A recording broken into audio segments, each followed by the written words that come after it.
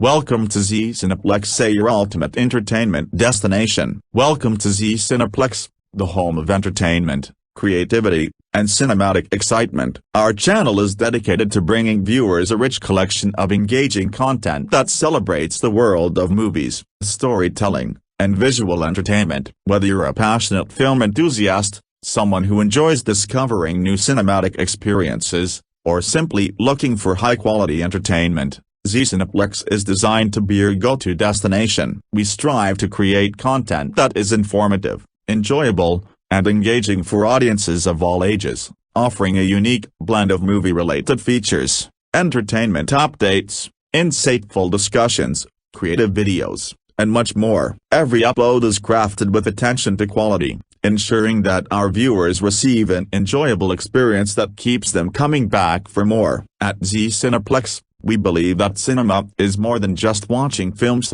It's about experiencing emotions, exploring stories, appreciating creativity, and connecting with people who share the same passion for entertainment. Our mission is to build a vibrant community where movie lovers and entertainment enthusiasts can discover exciting content, share their opinions, and stay connected with the latest trends in the entertainment industry. We are committed to consistently improving our content, embracing new ideas, and delivering videos that entertain, inform, and inspire our growing audience. Whether you're here for movie highlights, entertainment discussions, reviews, cinematic moments, or fresh creative content, Z Cineplex promises an enjoyable journey filled with excitement, quality, and unforgettable entertainment. Join our community by subscribing, turning on notifications, and becoming part of the Z Cineplex family as we continue to explore the fascinating world of cinema and entertainment together. Thank you for your support, and welcome to Z Cineplex, wherever video brings entertainment to life. Michael is a 2026 biographical musical drama film directed by Antoine Fuqua and written by John Logan, chronicling the extraordinary rise,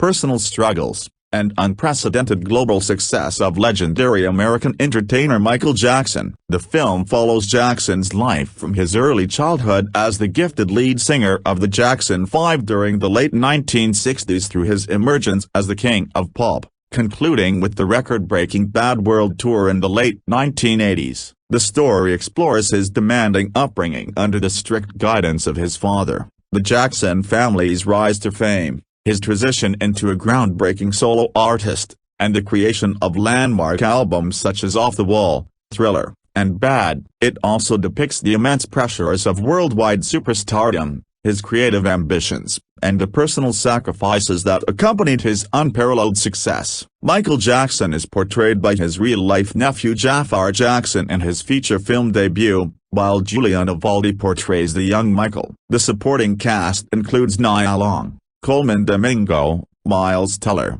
Laura Harrier, Jessica Sla, Glinda Earl-Jones, Mike Myers, and numerous performers portraying members of the Jackson family and other influential figures throughout Jackson's career. Development on the project began in November 2019 after producer Graham King secured the rights to tell Michael Jackson's life story with the full cooperation of the Michael Jackson estate, while acclaimed screenwriter John Logan was hired to pen the screenplay. Lionsgate officially announced the film in February 2022, and in January 2023 Antoine Fuqua joined as director, bringing his cinematic style to the ambitious production. During the same month, Jaafar Jackson, Michael's nephew, was cast in the title role following an extensive international search. Additional casting continued throughout 2023 and early 2024, assembling an ensemble portraying Jackson's family members, collaborators, and industry contemporaries. Production faced several challenges, including delays caused by the 2023 SAG-AFTRA strike before principal photography ultimately commenced in January 2024 and concluded in May 2024. During post-production, the filmmakers discovered that a prior legal settlement involving one of Michael Jackson's accusers prohibited dramatization of certain allegations, forcing significant revisions to the film's third act. References to the 1993 child sexual abuse allegations were removed, portions of the screenplay were rewritten, and extensive reshoots were conducted in June 2025 to accommodate the revised narrative. The additional work substantially increased the production budget, with reported costs rising to between $155 million and $200 million, making Michael one of the most expensive biographical films ever produced. Michael held its world premiere at the Uber Eats Music Hall in Berlin on April 10, 2026, before receiving a theatrical release in the United Kingdom on April 22 through Universal Pictures and in the United States on April 24 through Lionsgate. Upon release, the film generated enormous public interest and became a major commercial success despite receiving generally mixed to negative reviews from critics. While reviewers widely praised Jaafar Jackson's remarkably authentic performance, his vocal and physical resemblance to his uncle, the musical recreations, production values, choreography, and period detail, many criticized the screenplay for presenting an overly sanitized depiction of Michael Jackson's life and avoiding deeper exploration of the controversies that surrounded him. Audiences, however, responded far more positively, propelling the film to extraordinary box office success. The film ultimately grossed approximately $991.6 million worldwide, making it the highest-grossing biographical film of all time, the highest-grossing release in Lionsgate's history, and the second-highest-grossing film of 2026 worldwide. Its commercial performance reaffirmed Michael Jackson's enduring cultural influence and global popularity decades after his death. Following the film's record-breaking success, the filmmakers confirmed that a sequel is in development, with the next installment expected to continue Jackson's story by exploring the later stages of his career, his growing fame during the 1990s and 2000s, and the complex legacy he left behind. Set in 1966, Michael chronicles the extraordinary rise of Michael Jackson from his childhood in Gary, Indiana, to becoming one of the most influential entertainers in history by the end of the 1980s. The story begins with steelworker Joseph Jackson recognizing the musical talent of his sons Jackie, Tito, Jermaine, Marlon, and the exceptionally gifted young Michaela and forming the Jackson 5. Under Joseph's relentless discipline,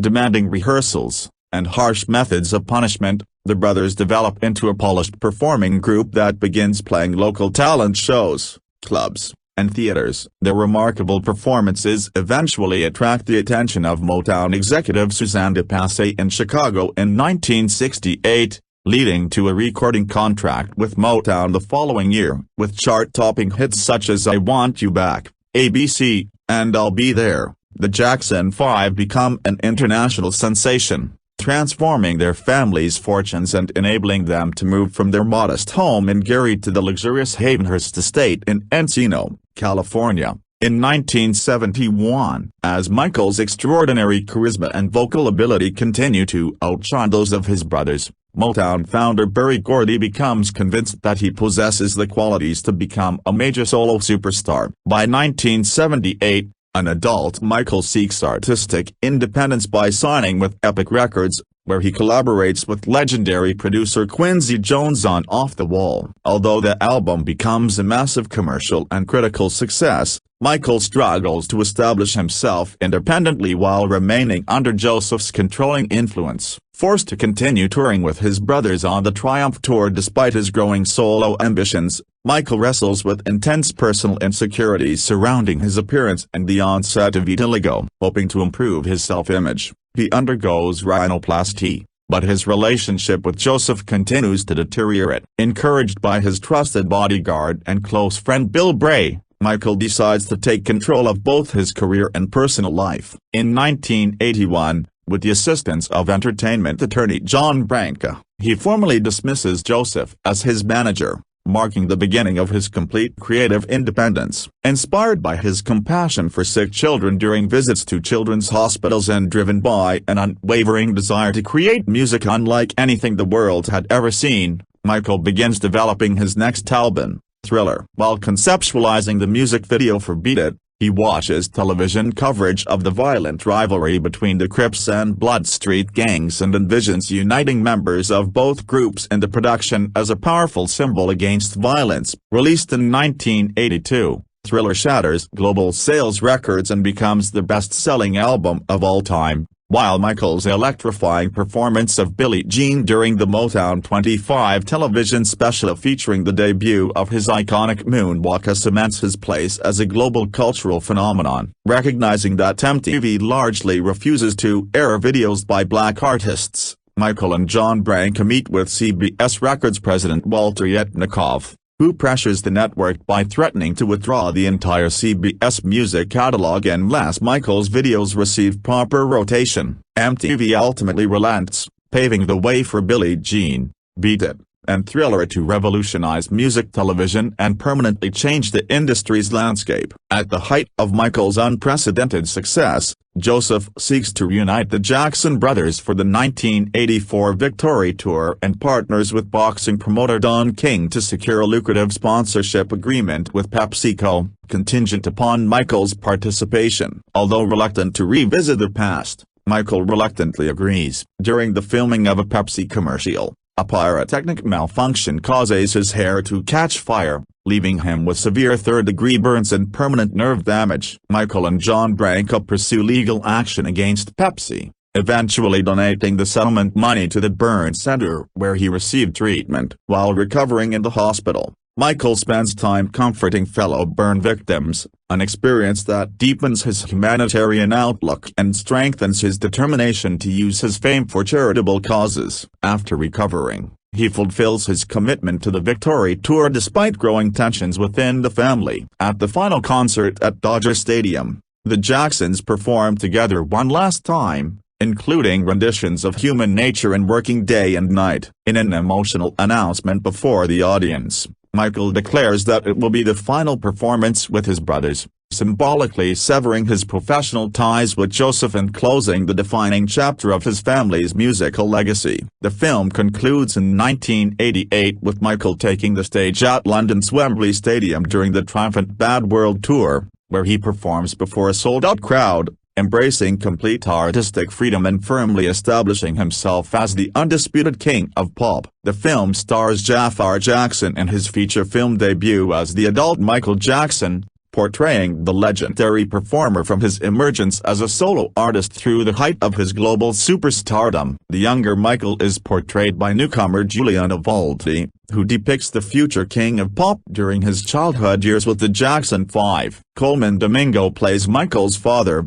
Joseph Jackson, the strict and demanding patriarch whose relentless discipline shaped the Jackson family's rise to fame, while Nia Long portrays Catherine Screws Jackson, Michael's compassionate and deeply religious mother, whose unwavering love provided emotional support throughout his life. Miles Teller appears as entertainment attorney John Branca, the legal strategist who helped Michael gain creative independence and guided many of his business decisions, while Glendale Jones portrays Michael's loyal bodyguard and trusted confidant Bill Bray. Laura Harrier plays Susanna Passay, the Motown executive whose recognition of the Jackson 5's extraordinary talent helped launch their professional career under the guidance of Motown founder Berry Gordy, portrayed by Lawrence Tate. Michael's siblings are portrayed by Joseph David Jones as Jackie Jackson, Ryan Hill as Tito Jackson, Jamal R. Henderson as Jermaine Jackson, and Trey Horton as Marlon Jackson, with Nathaniel Logan McIntyre, Judah Edwards, Jaden Harville, and Jalen Lyndon Hunter portraying their younger counterparts during the Jackson 5's formative years. Jessica Slow appears as Michael's older sister LaToya Jackson. The supporting cast also includes Mike Myers as Walter Yetnikoff, the outspoken president of CBS Records whose determination helped secure Michael's groundbreaking presence on MTV. Kendrick Sampson as legendary producer Quincy Jones, Michael's principal collaborator on Off the Wall, Thriller, and Bad and Liv Simone as the celebrated singer Gladys Knight. Dion Cole portrays influential boxing promoter Don King, whose involvement helped organize the Jacksons' Victory Tour. Asia Fuqua appears as Ola Ray, credited as Thriller girlfriend, recreating Michael's iconic co-star from the groundbreaking Thriller short film, while John O'Petrie portrays filmmaker John Lantis, credited as the Thriller short film director, and Paul Hipp portrays commercial and music video director Bob Giraldi, who directed both the Beat It music video and Michael's memorable 1984 Pepsi commercial. Development on Michael began in November 2019, when producer Graham King secured the rights from the Michael Jackson estate to produce a feature-length biographical film chronicling the life and career of Michael Jackson. Academy Award-nominated screenwriter John Logan was hired to write the screenplay, with King undertaking extensive research by interviewing hundreds of people who had personally known or worked with Jackson in an effort to present a comprehensive portrait of the artist. In February 2022, the project was officially announced, with Lionsgate Films acquiring worldwide distribution rights. In October 2023, it was confirmed that Universal Pictures International would oversee the film's international theatrical distribution outside selected territories. In July 2024, Kino Films reached an agreement with Lionsgate and GK Films to distribute the film in Japan. Unlike Michael Jackson's This Is It, 2009, which was distributed by Columbia Pictures in association with Jackson's record label, Sony Music, neither company is involved with the production or distribution of Michael. In January 2023, acclaimed filmmaker Antoine Fuqua was announced as the film's director, while veteran casting director Kimberly Harden began assembling the ensemble cast. The most significant casting announcement came when Jaafar Jackson, the son of Jermaine Jackson and nephew of Michael Jackson, was selected to portray the King of Pop following an extensive 2-year worldwide casting search. Jaafar described the opportunity as both humbling and deeply meaningful, while Michael's mother, Catherine Jackson, publicly praised the decision, stating that her grandson naturally embodied Michael's personality and spirit. In January 2024, newcomer Giuliana Valdi joined the production as the young Michael Jackson, while Colmin, Domingo and Nia Long were cast as Joseph and Catherine Jackson, respectively. The following month, Miles Teller was confirmed to portray longtime attorney John Branca, followed by the announcement of the actors playing Jackie, Tito, Jermaine, and Marlon Jackson, with additional supporting cast members revealed throughout March 2024. In April 2024, Derek Luke joined the production as famed attorney Johnny Cochran. During post-production, it was revealed that scenes featuring Kat Graham as Diana Ross had been removed from the final film because of legal considerations related to the production. Throughout development, Michael Jackson's eldest son, Prince Jackson, served as an executive producer and remained actively involved in monitoring the project's progress on behalf of the Jackson family. However, the production also became the subject of internal estate-related controversy when Michael's daughter, Paris Jackson, challenged the casting of Miles Teller as John Branca and legal filings against the executors of the Michael Jackson estate,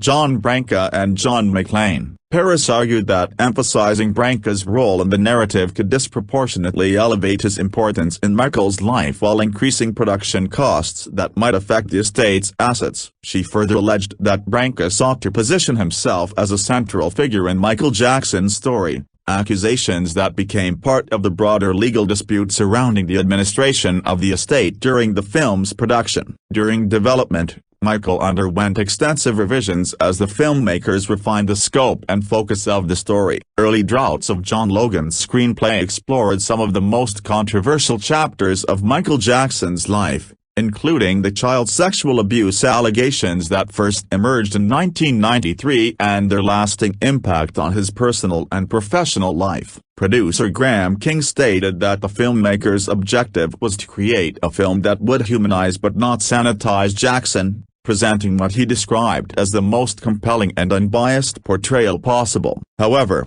the handling of these events quickly became a subject of public debate. Dan Reed, director of the 2019 documentary Leaving Neverland, revealed that he had reviewed a leaked version of the screenplay and criticized it for containing what he described as significant distortions regarding the abuse allegations. In contrast, actor Colmin Domingo explained that the film was never intended to argue Jackson's innocence or guilt, but rather to examine the complexity of his life and artistic genius, allowing audiences to draw their own conclusions. Director Antoine Fuqua also commented publicly on the allegations, expressing skepticism about the motivations of some accusers by suggesting that financial incentives can influence people's actions. Reed strongly rejected those remarks, arguing that the individuals benefiting financially were instead Jackson's estate and those involved in producing the biographical film. One of the screenplay's earliest versions opened in 1993, immediately after the first allegations against Jackson surfaced. The film originally began with Michael standing alone in front of a mirror inside Neverland Ranch as police officers arrived to execute the search warrant, before flashing back to recount his extraordinary rise to global superstardom. The screenplay's third act was devoted to examining how the allegations affected Jackson's career, relationships, emotional well-being, and public image. These sequences also included scenes featuring attorney Johnny Cochran and references to Jordan Chandler, whose accusations marked the beginning of Jackson's prolonged legal controversies. However, during production, the filmmakers discovered that a confidential settlement agreement signed decades earlier with Jordan Chandler contained a clause prohibiting Chandler's depiction or mention in dramatized films. As a result, every scene referencing Chandler, the allegations, and related legal proceedings including Cochran's involvement was removed from the screenplay. The extensive rewrites significantly altered the film's narrative structure and were further delayed after screenwriter John Logan's home was damaged during the Palisades fire, interrupting work on the revised script. Fuqua later revealed that he had already submitted what he believed was the film's final cut before receiving instructions that substantial changes were required. Following discussions between Fuqua, King, and Logan, the creative team decided to shift the biopic's emphasis away from Jackson's controversies and instead concentrate almost exclusively on his remarkable rise from child performer to global cultural phenomenon. The revised vision centered on Jackson's evolution into what Fuqua described as a superhero on the stage, highlighting his unparalleled talent, relentless work ethic, groundbreaking performances, and revolutionary influence on popular music. Even as principal photography continued, the screenplay remained an evolving document, with revisions being made throughout production. The completed film ultimately concludes with Jackson launching the legendary Bad World Tour in 1987, ending the story before the first public allegations surfaced. Domingo explained that this conclusion allows the film to focus on Jackson's rise, artistic brilliance, and peak years rather than the controversies that followed. Producer John Branca's associate John McClane long similarly stated that ending the narrative at this point emphasizes Jackson's formative journey and extraordinary accomplishments while leaving open the possibility of exploring the later chapters of his life in a future sequel. Not every member of the Jackson family participated in the project's development. Michael's daughter, Paris Jackson, chose not to be involved in the production and publicly criticized an early version of the screenplay, describing it as overly sugar-coated. Although she reportedly offered feedback and script suggestions, none of her recommendations were incorporated into the finished film. In a series of Instagram posts, Paris also criticized Hollywood biographical films more broadly, arguing that they frequently reshape real events, oversimplify complex lives, and sometimes include what she called full-blown lies. Responding to her comments,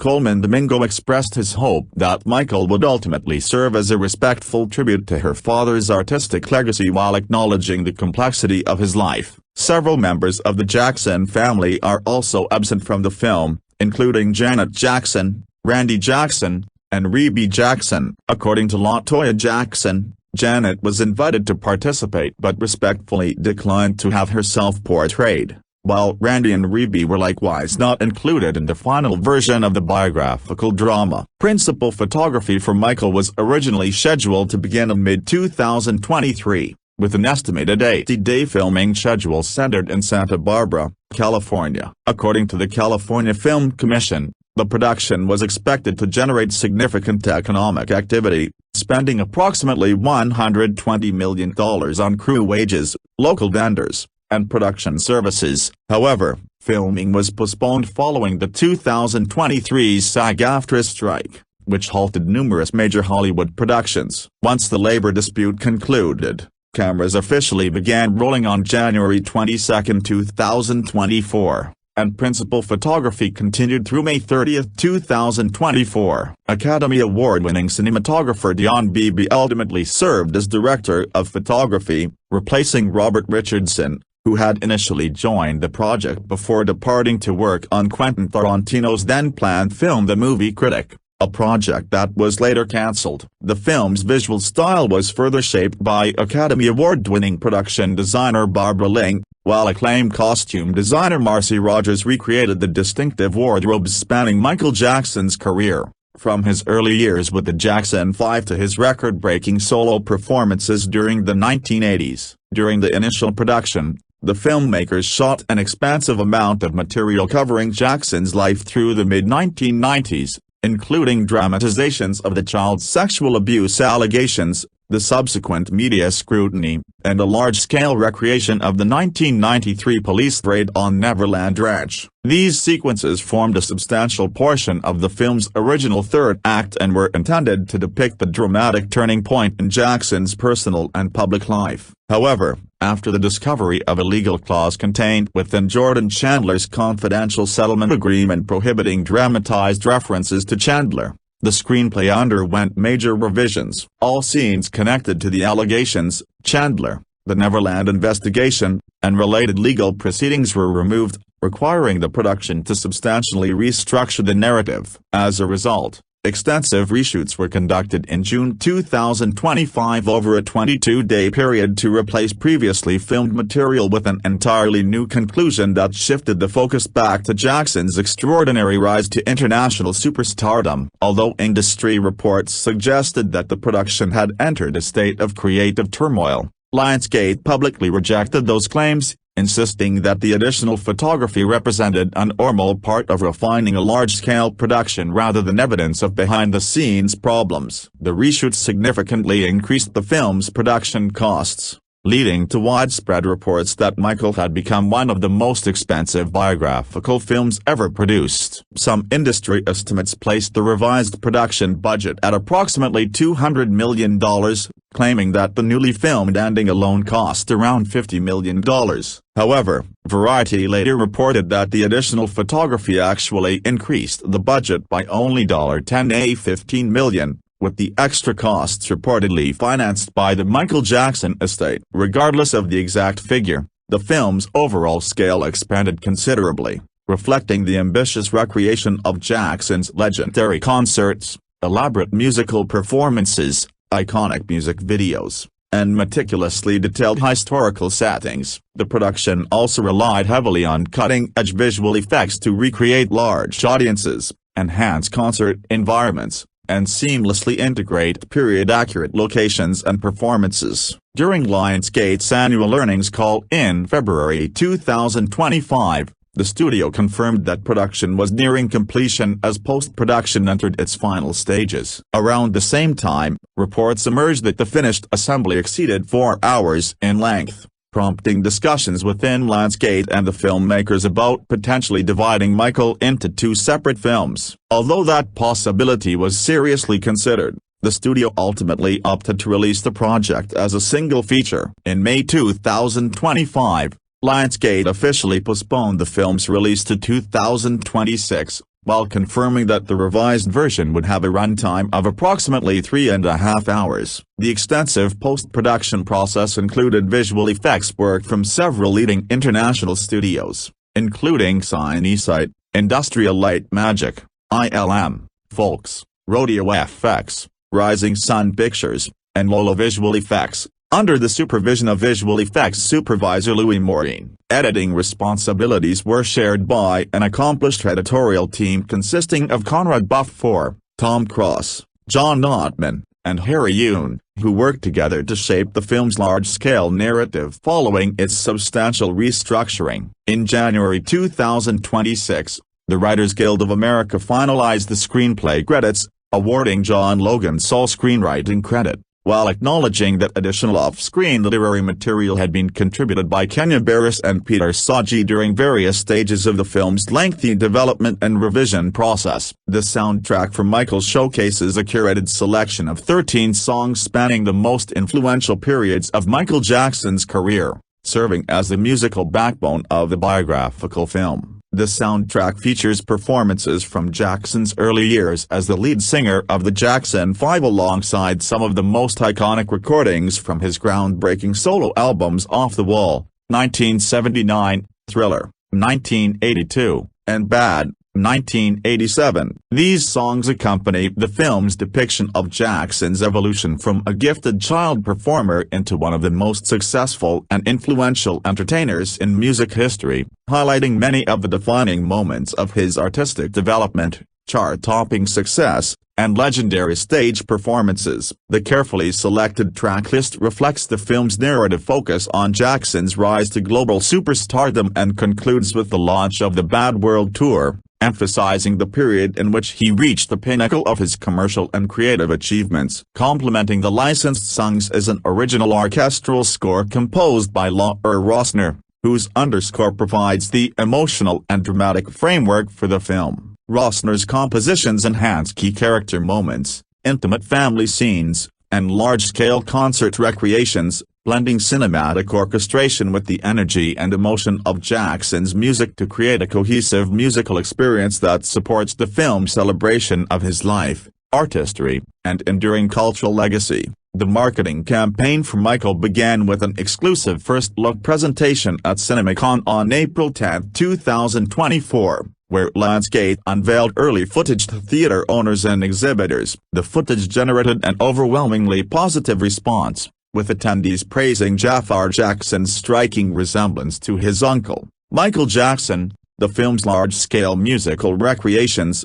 and Antoine Fuqua's cinematic approach to portraying the legendary entertainer's life. Lionsgate officially launched the film's promotional campaign by releasing the first teaser trailer on November 6, 2025. The teaser featured a dynamic montage of some of Michael Jackson's most iconic songs, including Wanna Be Startin' Somethin', Beat It, Human Nature, Don't Stop Till You Get Enough, and Billie Jean, showcasing recreations of several of his most celebrated performances and career-defining moments. The trailer quickly became a record-breaking success, accumulating approximately 30 million views within its first 6 hours and an extraordinary 116.2 million views during its first 24 hours of release. This established it as the most viewed trailer in its first day for any Lionsgate film and the highest-performing trailer ever released for a musical, biopic or concert film, surpassing the previous record held by Taylor Swift,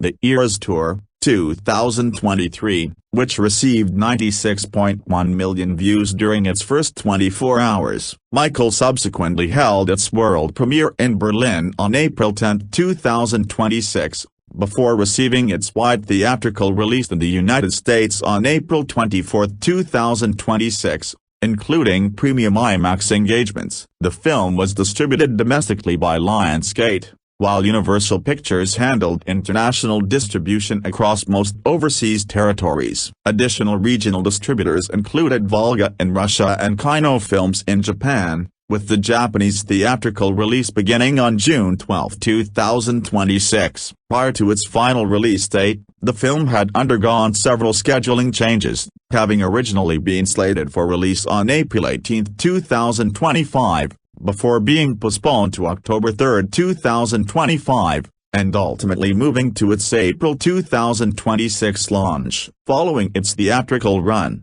Michael was released on digital HD platforms on June 9, 2026, allowing audiences worldwide to experience the film at home shortly after its successful global theatrical debut. As of July 9, 2026, Michael has grossed $371.5 million in the United States and Canada and $620.1 million in international markets, for a worldwide total of $991.6 million, making it one of the biggest box office successes of the year. The film opened strongly in North America after earning $12.6 million from Wednesday and Thursday preview screenings before collecting $39.5 million on its first official day of release, surpassing Oppenheimer, 2023, to achieve the largest opening day ever for a biographical film as well as the biggest opening day of any film released in 2026. It went on to debut with $97.2 million domestically,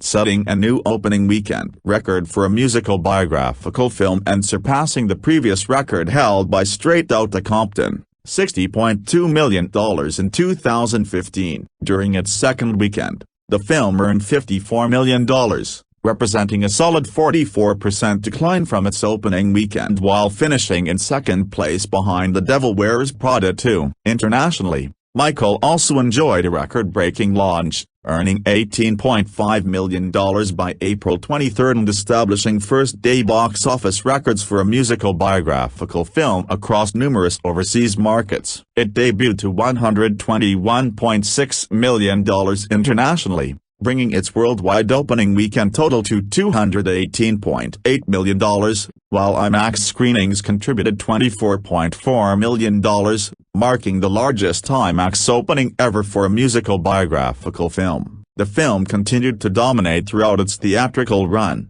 reaching $911.9 million worldwide on June 14, becoming the highest-grossing musical biographical film in history by surpassing Bohemian Rhapsody, $911 million. Less than 2 weeks later, on June 28, it became the highest-grossing biographical film of all time after overtaking Oppenheimer, $975 million. By July 5, the film had already accumulated $991.5 million globally, and by July 9, its worldwide total had increased to $991.6 million, including $371.5 million from domestic markets and $620.1 million internationally. In addition to breaking multiple genre records, Michael became the highest-grossing film ever released by Lionsgate, surpassing The Hunger Games, Catching Fire, $865 million, and ranked as the second highest-grossing film of 2026, behind the Super Mario Galaxy movie, cementing its status as one of the most commercially successful musical biopics and biographical films ever produced. Michael received a sharply divided critical reception, with critics generally expressing disappointment while audiences responded far more enthusiastically. On the review aggregation website Rotten Tomatoes, the film holds a 38% approval rating based on 296 reviews, with an average score of 4.9 out of 10. The site's critical consensus states, while Jaafar Jackson's smooth moves bring the king of pop to uncanny life, this musical biopic mostly plays like a greatest hits album that could have benefited from including liner notes to give actual insight into the icon. Similarly, Metacritic assigned the film a weighted average score of 39 out of 100, based on 51 critics, indicating generally unfavorable reviews. In contrast, general audiences were considerably more receptive. CinemaScore audiences awarded the film a strong A grade on its traditional A+ to F scale, while Post-Track reported that 90% of moviegoers gave the film a positive rating, with 84% stating they would definitely recommend it, highlighting a significant divide between professional critics and the general public. Many reviewers praised Jaafar Jackson's performance as one of the film's greatest strengths. Owen Gleiberman of Variety described Michael as a surprisingly effective middle-of-the-road biopic, commending Jaafar for capturing Michael Jackson's appearance, vocal mannerisms, signature dance moves, and the delicate yet determined personality that defined the king of pop. Pete Hammond of Deadline Hollywood also responded positively, suggesting audiences would leave theaters dancing and celebrating Jackson's extraordinary music. Abhimanyu Mathur of the Hindustan Times awarded the film 4 out of 5 stars, calling it a fun and soulful musical drama that successfully captures the energy and emotion of Jackson's career while acknowledging shortcomings in its pacing and narrative structure, particularly its limited exploration of Michael's relationships with his brothers. Writing for Protonillo, University of Chittagong professor Moshreka Aditi-Haq praised Jaafar Jackson's performance, the film's depiction of Michael's difficult childhood and artistic evolution, and its thoughtful exploration of themes such as personal freedom, rebellion against authority, creativity, and the pursuit of artistic excellence. Other critics delivered more mixed assessments. Nick Levine of NME awarded the film 3 out of 5 stars, describing it as a polished, entertaining, and accessible celebration of Jackson's extraordinary commercial peak. He singled out the recreation of Michael Jackson's legendary Motown 25 performance as one of the film's highlights, but felt that its portrayal of Jackson's creative songwriting process lacked depth and nuance, concluding that producing a sequel covering Jackson's later life would be significantly more difficult given the controversies that followed. The Hollywood Reporter similarly praised the performances, music, and energetic visual presentation, predicting that longtime fans would enjoy the film's celebration of Jackson's artistry. However, the publication argued that the film portrayed Jackson in an overwhelmingly sympathetic light, leaving itself vulnerable to criticism for avoiding more controversial aspects of his life and suggesting that viewers unwilling to separate the artist from the allegations surrounding him would likely reject the film. Several major publications were far more critical of the production. John Nugent of Empire awarded the film 2 out of 5 stars, criticizing it as formulaic and uninspired despite its impressive musical recreations. Peter Bradshaw of The Guardian, also giving it 2 stars, praised Jaafar Jackson's remarkable recreation of Michael's singing and dancing style and acknowledged the enduring power of Jackson's music, but criticized the film as emotionally shallow and dramatically inert. Bradshaw argued that it failed to fully confront the psychological impact of Michael's abusive childhood and instead settled for glossy entertainment. Nicholas Barber of the BBC was even harsher, awarding the film 1 out of 5 stars and dismissing it as a bland, unimaginative production resembling a mediocre television movie rather than a major theatrical biography. Robert Daniels of RogerRabbit.com similarly criticized the film, describing it as a film playlist in search of a story, arguing that it relied heavily on recreating famous musical performances without offering meaningful dramatic insight into Jackson's life. Clarice Lowry of The Independent delivered one of the strongest negative reviews, calling the film a ghoulish, soulless cash grab that mechanically recreated iconic moments from Jackson's career while reducing the complex artist to little more than a commercial product. One of the most frequently discussed criticisms centered on the film's decision to conclude with Michael Jackson's Bad World Tour and avoid addressing the allegations of child sexual abuse and other controversies that dominated the final decades of his life. Robbie Cullen of the Daily Telegraph argued that the film refused to acknowledge the elephant in the room, asserting that no comprehensive Michael Jackson biography could be considered complete without confronting the accusations and personal tragedies that shaped public perception of the singer in later years. Kate Rebland of IndieWire similarly contended that by omitting these events, the film sacrificed much of its emotional complexity and humanity, describing it as glossy, sanitized, and unexpectedly dull. Sean Burns of Burr FM compared the film's ending to making an O.J. Simpson biopic that concluded with his Heisman Trophy victory, suggesting that stopping before Jackson's most controversial years fundamentally distorted his life story. Writing for The Guardian, Simran Hans viewed Michael as part of a broader trend of sanitized musical biopics including Bohemian Rhapsody, 2018, Elvis, 2022, and Back to Black, 2024, arguing that audiences often prioritize nostalgia and familiar songs over historical complexity and objective storytelling. Additional criticism focused on the film's perceived role in protecting Michael Jackson's legacy. Paul A. Thompson of Pitchfork argued that Michael consisted largely of familiar biopic copyright combined with subtle brand management intended to preserve the commercial value of Jackson's estate and musical catalog. Thompson criticized the film for implying that Jackson's accusers lacked credibility and argued that it consistently portrayed Jackson as a victim of hostile media coverage rather than engaging seriously with the controversies surrounding him. However,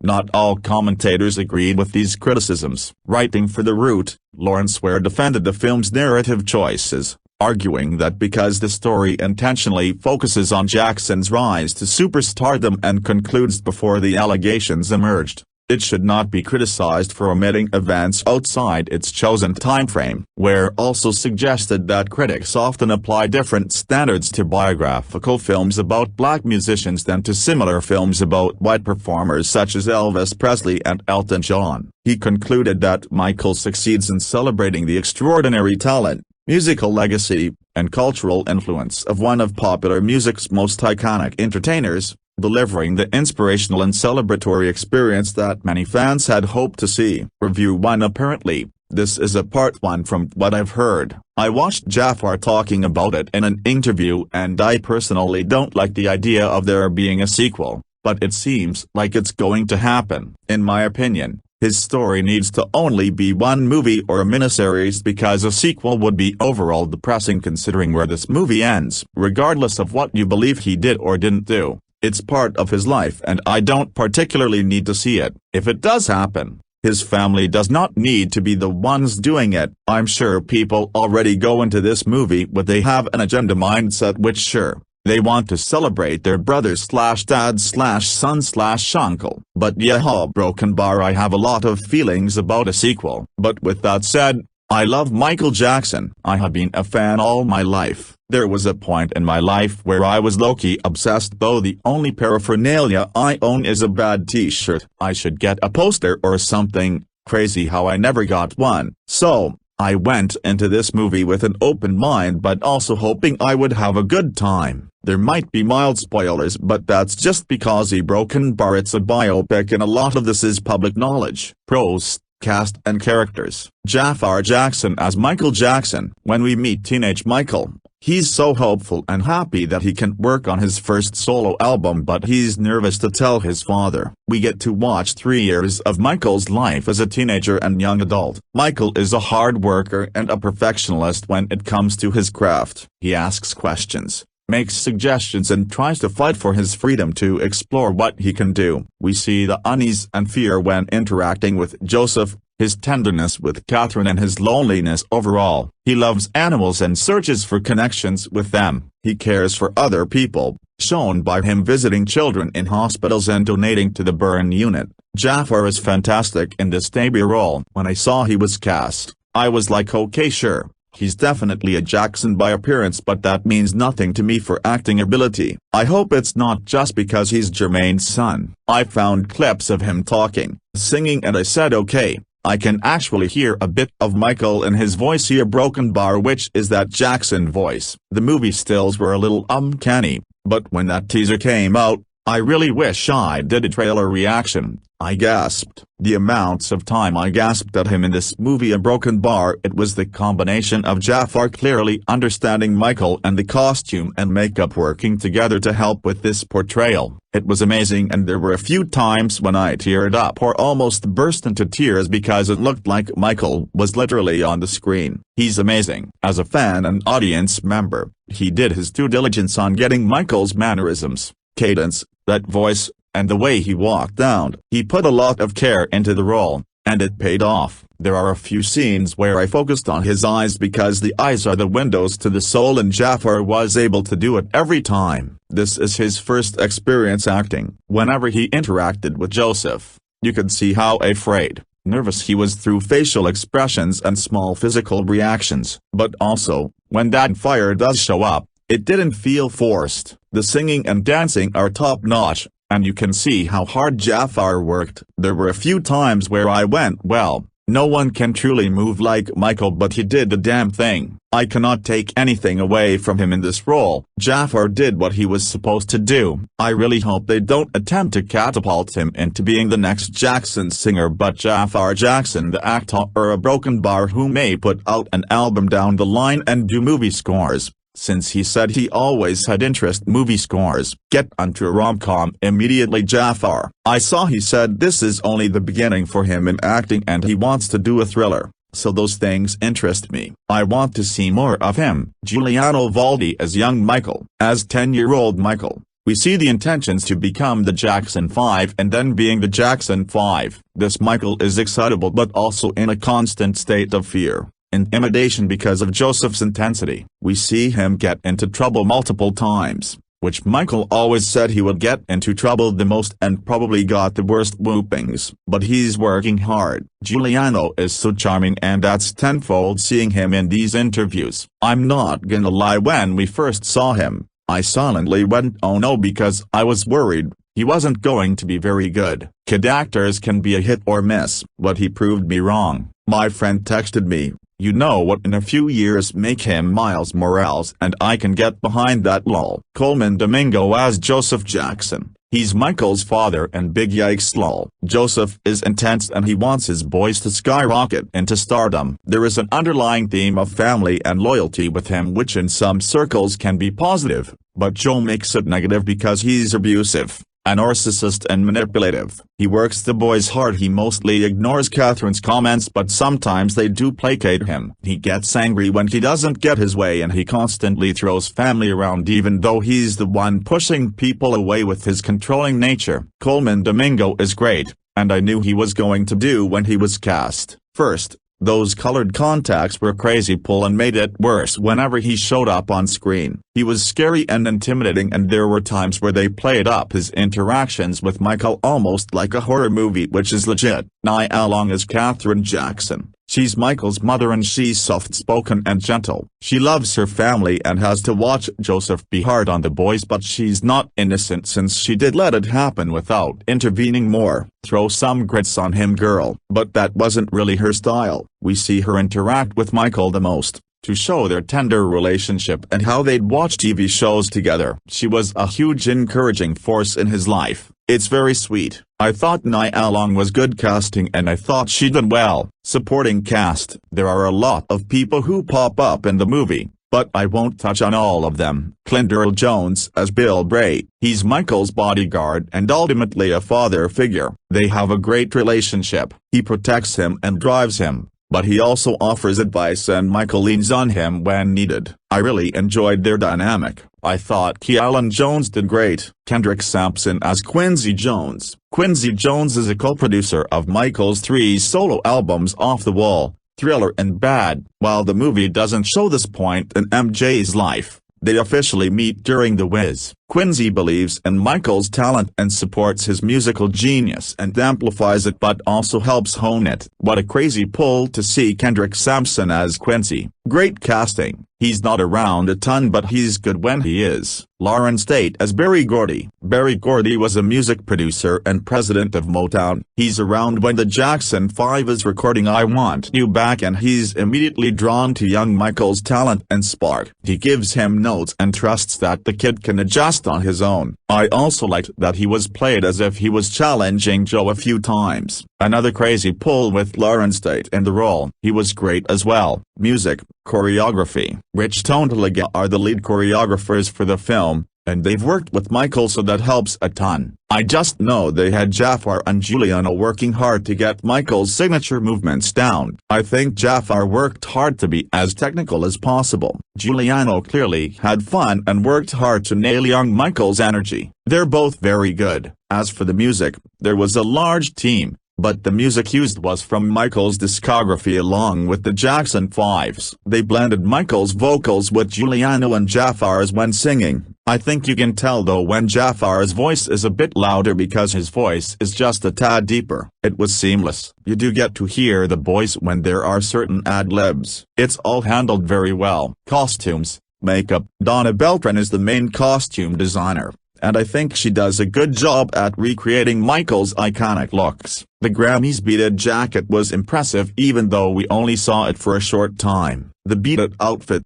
Thriller, Bad, stage performance, Billie Jean Not Motown, were all recreated so well. The makeup was crazy. Jaafar looks like a Jackson, being that he is one, but putting the looks on him to be Michael, coupled with his voice, I'm telling you, it sent me for a spin. I think his first nose was off, but that's because Jaafar's face seems to be similar to Michael's Thriller-era look because he looks great during this time frame, but they do great with each of his looks. Wanted to give a huge shout out to those Victory Tour striped pants.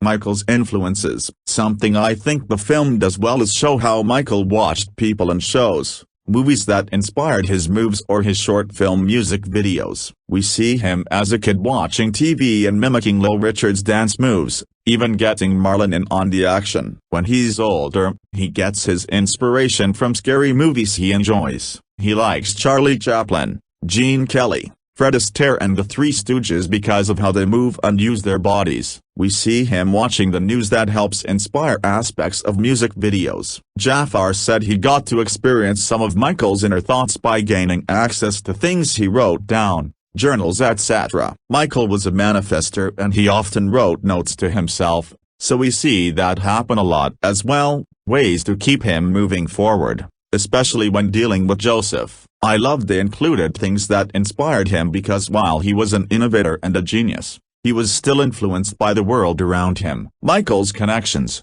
little moments. I like the moments where Michael is connecting with his animals by showing him talking to them and calling them his friends. This is the same with how he considered his fans and how he was always thinking how he looked for them. The movie also worked to highlight his loneliness and how he couldn't properly stand up to Joseph. I really liked Joseph telling young Michael to keep his eyes on him by young Michael not being able to maintain eye contact. He would flick his eyes then turn away. This became a through line for their relationship. When he's older, it's the same. But there is a moment where he overcomes this and it was such a nice moment to close out that character arc. It's fun, never dull. I saw some critics say the movie is dull and I think that's insane. While I agree there's a lot lacking with writing, character stuff, the movie is absolutely not dull. It's such a fun watch, especially watching with friends who love the music as well. I don't need audience members to forget theater etiquette and start singing and dancing,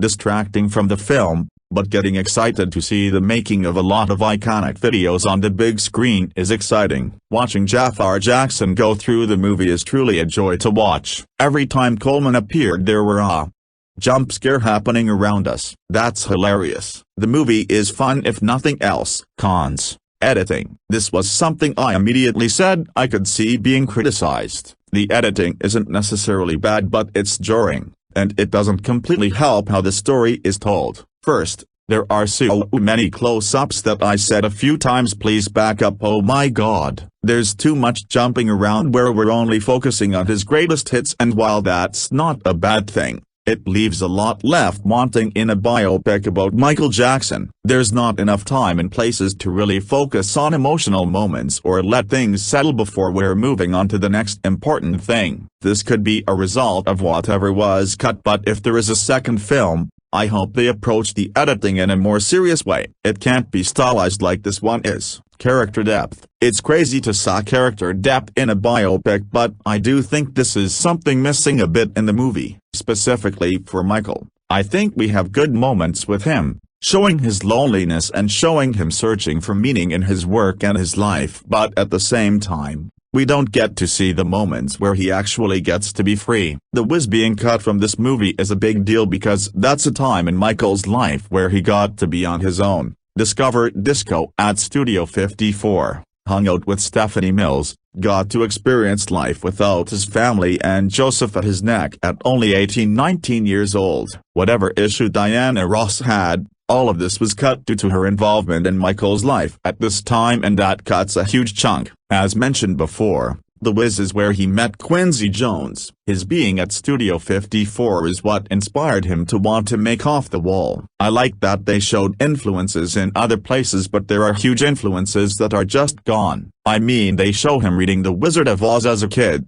which could have been a huge full circle moment. Michael is intelligent. He's not a child stuck in a man's body. Instead, he's an abuse victim with deep trauma that I'm sure was never addressed properly, and unfortunately the movie doesn't go into this at all, outside of a few moments, but it's never really about Michael the person but Michael the performer. Everything he's doing is for the music, which sure, but I can see that Michael the person is afraid of his father broken bar. What does that mean for him as an adult still living at home and being the sole provider for the family? I think this would have been interesting to explore. Plus, Michael was so funny as a person, and we don't get a lot of those moments. It's missing the chance to humanize him instead of just showing him as the icon. A biopic is meant to humanize, and I think the movie doesn't fully give that opportunity. This is why the editing is a struggle, because those moments where we could sat a broken bar we didn't, because we moved to the next thing. The family dynamic, while Reby, Randy and Janet aren't in the movie, which is fine,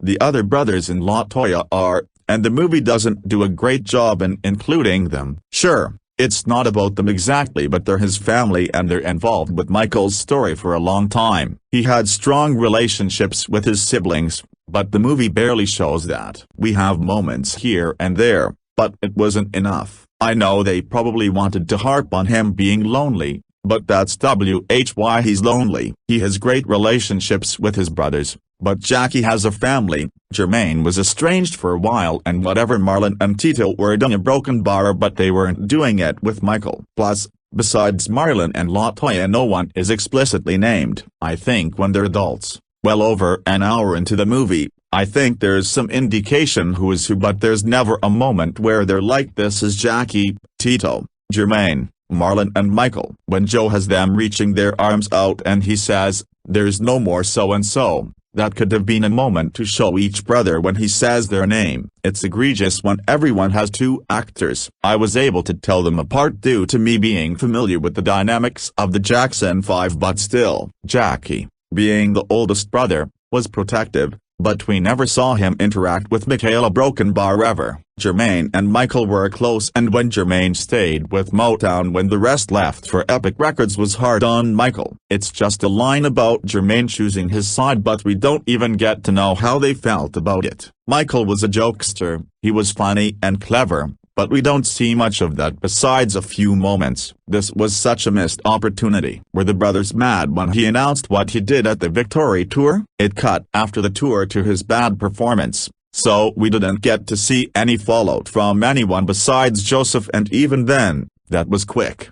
Glosses over things, sanitized. This can kind of go with the character depth point, but I wasn't sure what to expect. But I knew the movie was covering about 4 eras of his life. But the nose job and vitiligo situations are glossed over after the first time they're mentioned. We do see him applying makeup or looking at his hands, but I think it would have been nice to have him say something about it, maybe to Catherine while they're watching TV, or even to the animals, since they show him talking to animals, since he doesn't actively have friends that we see. If you catch them, you can clearly see the vitiligo on his body in various scenes, which is great to have included, but no one ever brings it up. After the Pepsi commercial, he makes a comment about not wanting to take pain meds, but we never see him in pain while doing anything or taking medicine. We weren't going to get any of the allegations at this point, but any of the other weird stuff said about him wasn't brought up at all. With the movie being backed by his family, of course I'm sure they just wanted to highlight his triumphs,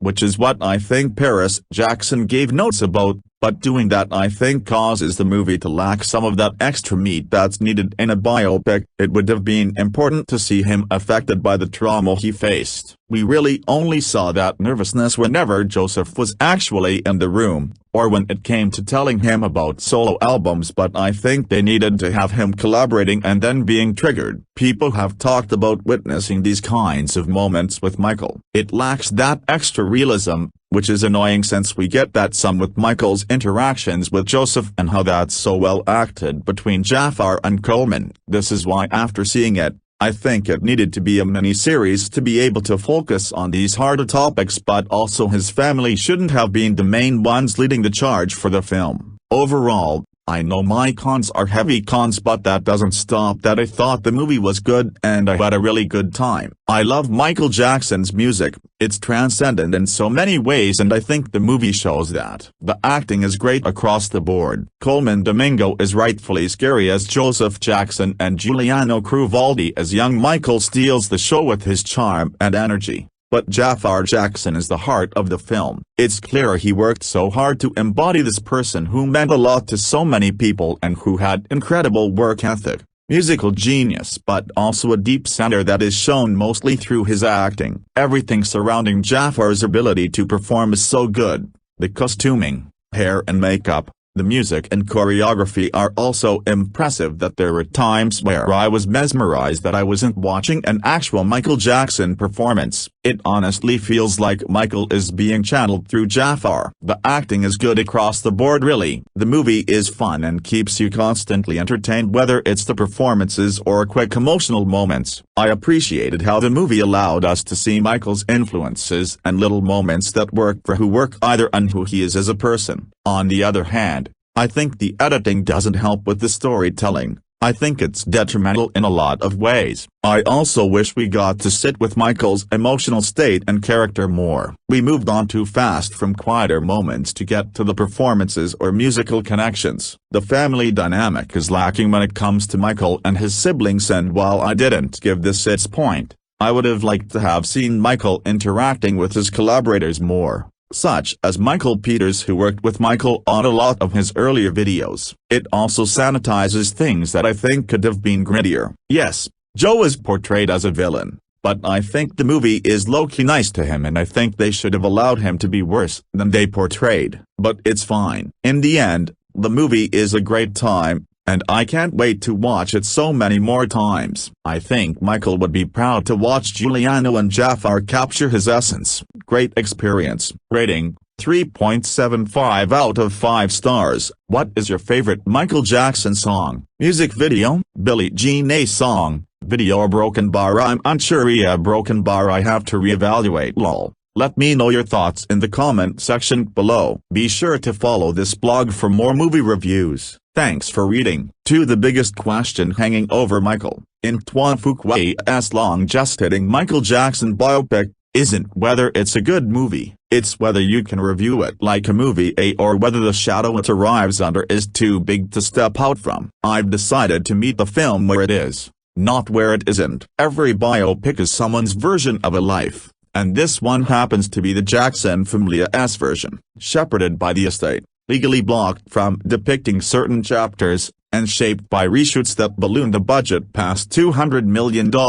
Knowing all of that going in, I took the film on its own terms. Your mileage may vary, and that's fair. What's on screen is genuinely something. Let's start with what works, because a lot does. Jaafar Jackson, Michael's 29-year-old nephew and the son of Jermaine, plays his uncle in his screen debut, and he is the film, the moves, the voice, a seamless blend of Michael's own recordings and Jaafar's singing, the controlled grace of the physical performance. It's all there, and none of it reads as impression. The interior life is the revelation. Jaafar finds the loneliness and the hunger and the child who was never allowed to be one, and he plays it without ever tipping into the ghoulish pale wig and fedora shorthand that trips up most Jackson portrayals. This is acting, not mimicry, and the awards conversation around it is going to be real. As young Michael, Giuliano Valdi is equally essential. The film needs us to understand the kid before we can ever approach the man, and Valdi delivers. He's a dynamic, charismatic performer whose lip-syncing to the original Jackson 5 vocals is better than a lot of working pop stars manage with their own tracks. The handoff between the two actors, when it comes, is clean enough that you barely notice it happening. The spectacle carries it. What saves Michael from slipping into full-on image polishing is the craft. Cinematographer Dion B.B., Chicago, shoots the performances full body the way Jackson preferred, and the musical set pieces are the best thing about the film. The thriller dance break is a genuine IMAX event. The beat at Recreation earns every minute of its length, showing how Jackson did his homework, learning street dance from the people who actually invented it. The makeup and costume teams pull off the aging of Jaafar from teenage Michael to 1988 Bad Tour Michael with a subtlety that sneaks up on you. By the final act, the work is nearly complete, and the results are frequently astonishing, more than a little eerie, too. Look up a recent photo of Jaafar after the credits roll and the scale of the team's achievement comes into focus. Fuqua, the Magnificent Seven, is a utilitarian director at heart, and his work here is confident on stage and competent off it. John Logan wrote the screenplay, with additional uncredited literary material from Kenya Barris and Peter Saji. Though given the amount of reshooting and restructuring this film went through, it's hard to know whose fingerprints are on what. On the editing side, 4 cutters share credit, with John Ottman and Harry Yoon doing the heaviest lifting. Between them, they've stitched something coherent out of the film's multiple versions. The closing card is "Story continues," which, yes, should almost certainly have been "HI Story continues."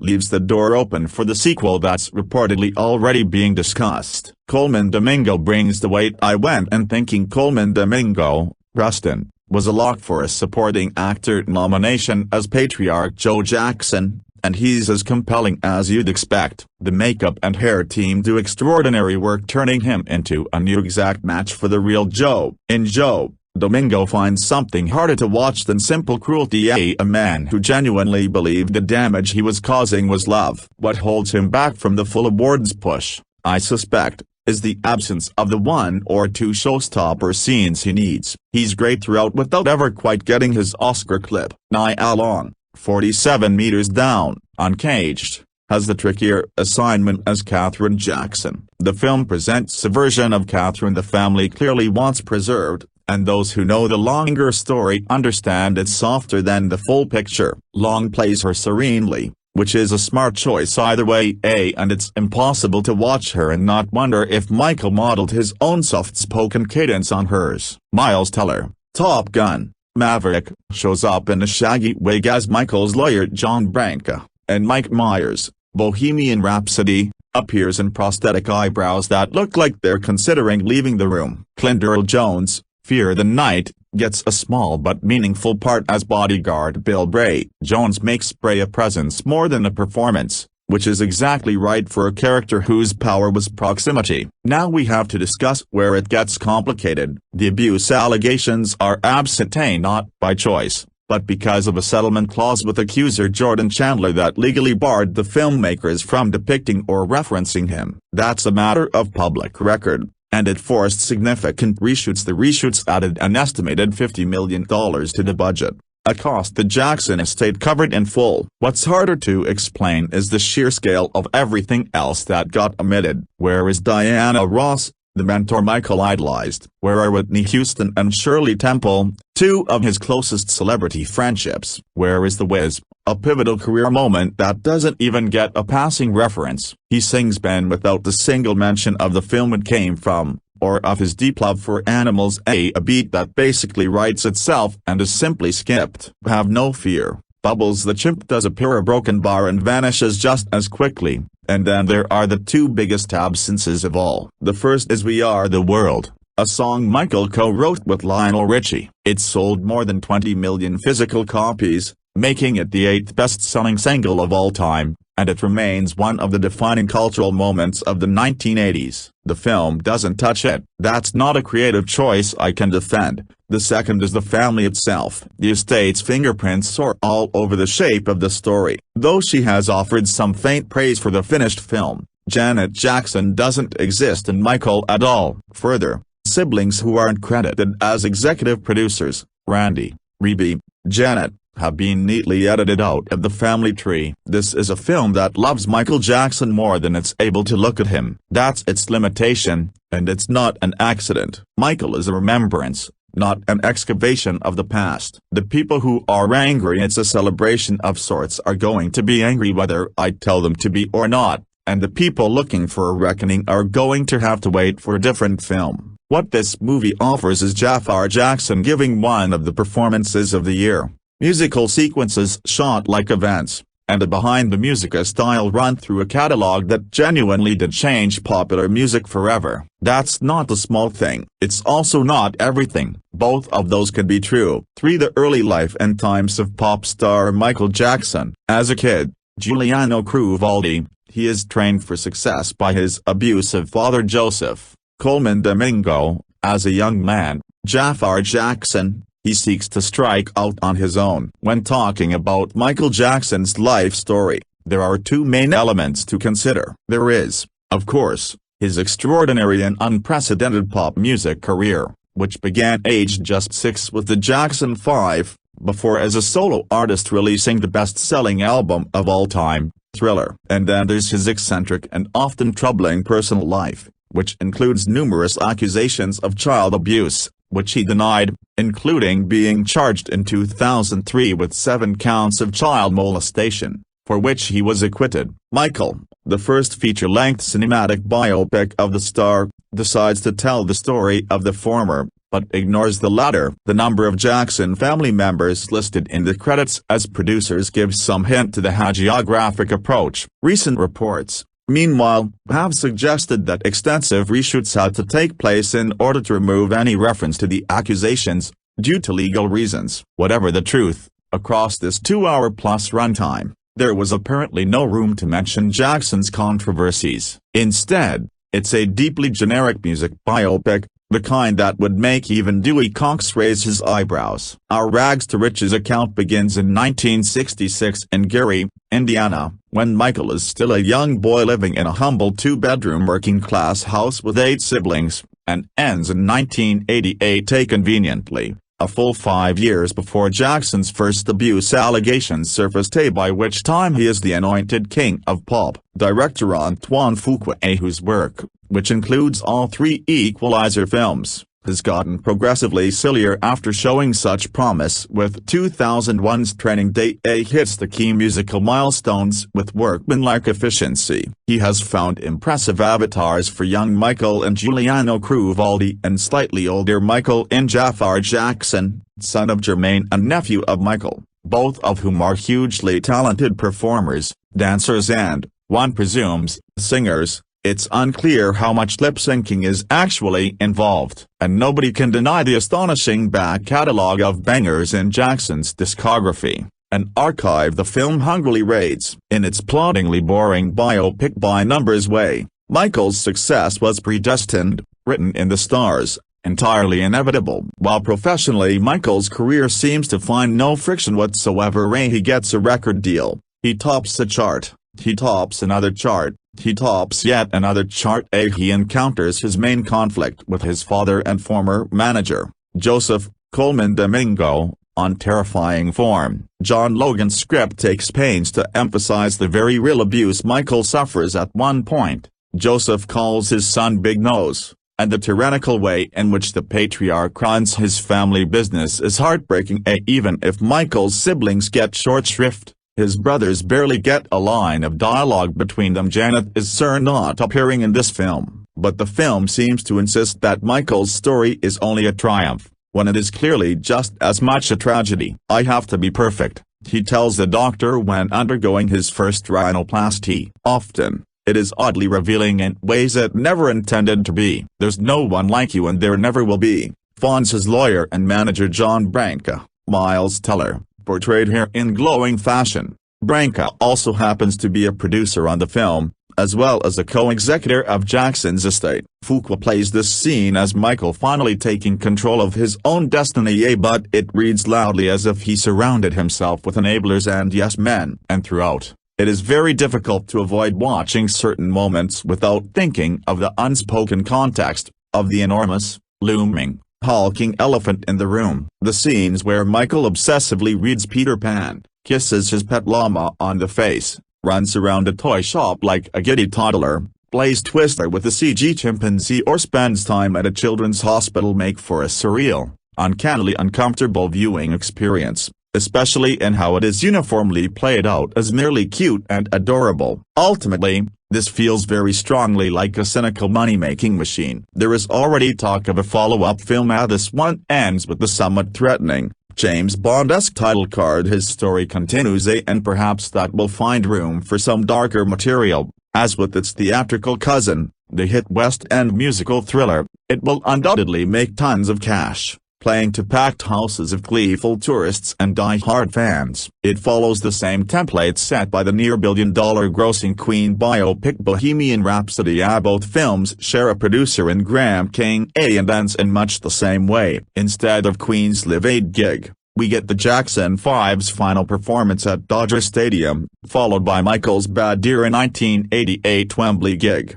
all amounting to a good 20 or so minutes of wall-to-wall music. It is the film in full jukebox mode, a cosplaying tribute act with no artistic point of view, nothing to say other than, God, they were good songs, weren't they? Like a lot to do with this film, it is, quite frankly, taking the hugely impressive musical and dance performances from the two young men playing Michael Jackson cannot shake off the uncomfortable fact that there is an entire other side to the pop star's story which is entirely conspicuous by its absence here, for the latest music biopic to come down the pipeline is none other than Michael, a film highlighting the king of pop himself, Michael Jackson. But surprisingly, much of the early conversation has revolved around the scathing reception from a cynical segment of fellow critics, who desperately wanted a darker, more incisive character study rather than a celebration of music and artistry that defined an era. That's certainly their prerogative, but there's a fine line between critiquing a movie for what it is and for what you want it to be. That's not to say Michael should be free from criticism or that it isn't due some. It's true that the film's starstruck perspective doesn't allow much room for a deeper understanding of Michael Jackson the man, and it doesn't draw clear lines from some of the issues it itself introduces to the root causes of them. But Michael is far from the disaster it's portrayed to be. It's an engaging and often electrifying tribute that centers on the one thing about Jackson that is undeniable: his music took the world by storm and is still beloved today. Director Antoine Fuqua doesn't stray too far from the standard biopic formula, but he energizes it with a strong focus on the timeless music and unforgettable performances that made Michael Jackson a legend. But there is more to Michael than just great tunes. Screenwriter John Logan,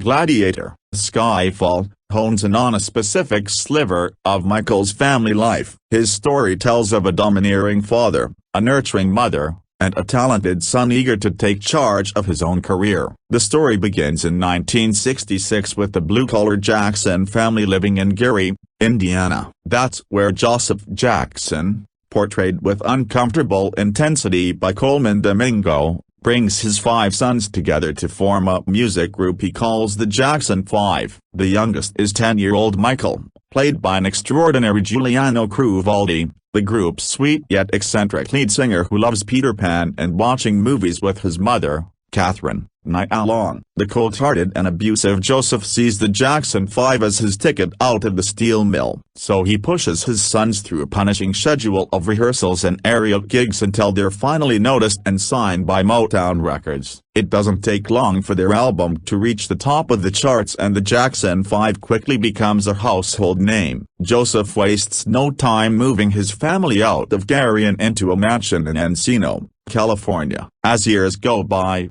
the Jackson 5 remain a successful act while growing up on stage for the entire world to see. But by 1978, Michael, now played by MJ's real-life nephew Jaafar Jackson, had grown tired of Joseph's suffocating control. So he teamed up with producer Quincy Jones, Kendrick Sampson, to make a solo album. Off the Wall was Michael's chance to reintroduce himself to the world. The album was a smash hit, much to the chagrin of Joseph, who only saw himself as the reason for Michael's success. This sets up the father-son conflict that propels much of the story. I won't spoil every stop on the movie's timeline, but Fuqua hits several key points in Michael's career, my favorite being the development of the all-time best-selling album, 1982's Thriller. We see the origins of Beat It, his close partnership with attorney John Branca, played by Miles Teller, his push to get his videos on MTV, the Pepsi incident, the Don King promoted Victory Tour, and so on. More personally, we're shown Michael's insecurities in his friendship with animals, in his childlike private life, and in his first cosmetic surgery. I have to be perfect, but undoubtedly many will be quick to point out what the movie doesn't include. It's true that the film avoids the more complicated parts of Jackson's legacy. We never see the growing tension between Michael and his brothers, nothing about the construction of Neverland, no mention of his whirlwind marriages or his growing health issues, and it never addresses the sexual abuse allegations which he vehemently fought against. But in fairness, Michael ends in 1984 before the bulk of the controversies played out, and Fuqua teases there may be more to come by ending his film with an exhilarating recreation of Jackson's 1988 performance of Bad at Wembley Stadium, followed by the words "His story continues." Michael is worth seeing for the enduring music alone, but you'll be just as blown away by the performances that bring the king of pop to life. Valdi is astonishingly good. fully capturing a younger Michael's tenderness at home and his magnetic charisma on stage. But most people will be talking about the amazing debut performance from Jaafar Jackson, whose uncanny resemblance to his superstar uncle can't be overstated. From his vocals and mannerisms to his incredible dancing, Jaafar poured years into studying and mastering Michael's moves. But it's the added touches of vulnerability that make this more than a mere impression. You wouldn't be wrong to say Michael was made by Michael Jackson fans for Michael Jackson fans. In that regard, the movie knows what it is and who it's for. That won't sit well with those hungry to have certain personal feelings about the singer Fed, but it's a cinematic experience that is sure ramp up the pulses of fans all across the globe. It's slick and polished entertainment. It's also nothing short of dazzling. And if you go in with the right expectations, you'll be tapping your foot, bobbing your head, and fighting the urge to sing for most of the film's music-filled 2 hours. I know I was. 5. Okay. Many would say that the summer season got off to a very early start with the still-playing project, Hail Mary, and the animation 1-2 punch from Pixar and Illumination. That could be the case, since the big box office race had, until recent years, its starting line on the 1st of May, and the finish line just before Labor Day. Well, the starting gun has been fired with this big-budget musical biopic. While many of those have been relegated to the prestige months near the end of the year, to qualify for awards, this one is setting its sights on a big wide opening in many screens. This makes sense, since the subject held a royal moniker. We're talking about the king of pop, the sparkly gloved one, MJ, though this potential blockbuster's title simply uses his forename, Michael. This cinematic retelling doesn't begin with his birth. Rather, it opens 60 years ago, as an 8-year-old Michael Jackson, Julian Evaldi, and his 4 brothers, now dubbed the Jackson 5, are coached and trained by their Papa Joe, Colmin Domingo, while Mama Catherine, nigh along, adoringly watches. But the road to fame includes long, grueling hours of rehearsal and the savage punishments from Joe. Eventually, they are discovered by Motown Records exec Suzanne de Passé, Laura Harrier, who brings them to her boss, the company founder Berry Gordy, Lawrence State. He's a kind, nurturing mentor, the opposite of Joe, who patiently tells the lad not to move around so much in the studio. The team is a sensation, as the story springs ahead to 1978, with the family now living in an Encino, California mansion. But now 20-year-old Michael, Jaafar Jackson, lives a sheltered life in a bedroom filled with toys, animals, and ideas for a solo album, which irritates Joe. Thinking this will derail the gravy train, he tells Michael's agents that he can do a solo album in his off time, after the team's 9-to-5 schedule. MJ's a smash single act, and soon yearns for more artistic freedom. Encouraged by his mom, bodyguard, driver Bill Bray, Kealan Darrell Jones, and new attorney John Branca, Miles Teller, Michael becomes a solo superstar, hitting new heights with the most successful record of all time, Thriller, produced by Quincy Jones, Kendrick Sampson. As the years pass, MJ dominates MTV with lavish music videos, amasses a zoo on the grounds of his home, steals the show on the Motown 25th TV special, and indulges in cosmetic surgeries. He's haunted by the childhood taunts of Big Nos. But Joe's not finished with him, as he pressures his son to join his brothers on the Victory Tour and be part of a tie-in commercial shoot for a soft drink company sponsor. This leads to a life-changing on-set accident that sets in motion a plan for Michael's independence. Michael is worth seeing for the enduring music alone, but you'll be just as blown away by the performances that bring the king of pop to life. Evaldi is astonishingly good, fully capturing a younger Michael's tenderness at home and his magnetic charisma on stage. But most people will be talking about the amazing debut performance from Jaafar Jackson, whose uncanny resemblance to his superstar uncle can't be overstated. From his vocals and mannerisms to his incredible dancing, Jaafar poured years into studying and mastering Michael's moves. But it's the added touches of vulnerability that make